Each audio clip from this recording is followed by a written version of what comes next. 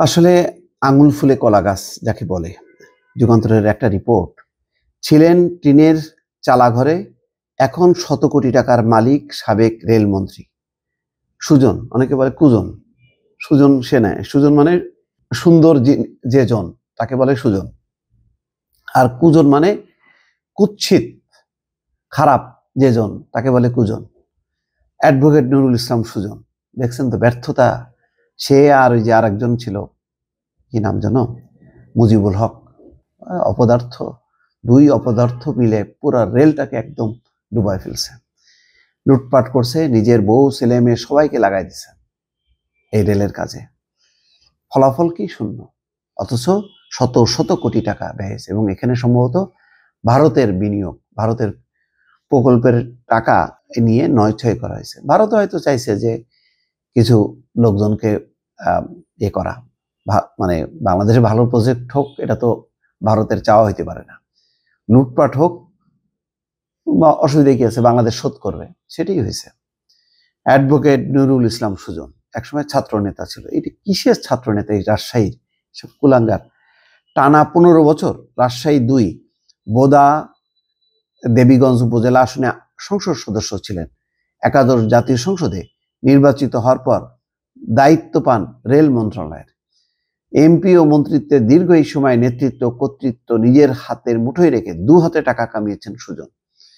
তবে 5ই আগস্ট রাজনৈতিক পট পরিবর্তনের পর ক্ষমতা ও কর্তৃত্ব চুরমার হয়ে গেছে। 2টি হত্যা মামলা আসামি হয়ে তিনি এখন কারাগারে আছেন। 2008 সালের নির্বাচনের আগে সুজনের কৃষি জমি ছিল মাত্র 8 একর, আর ঢাকার বাড্ডায় অকৃষি জমি ছিল 4.95 কাঠার প্লট। কিন্তু বর্তমানে তার কৃষি জমির পরিমাণ 30 বিঘা।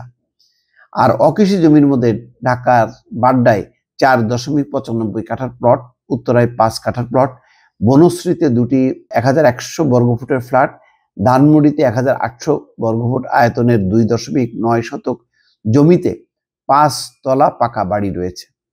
দেখেন কত লুটপাট। ধানমন্ডিতে একটা মানে জমি বাড়ি মানে কি, শত কোটি টাকা।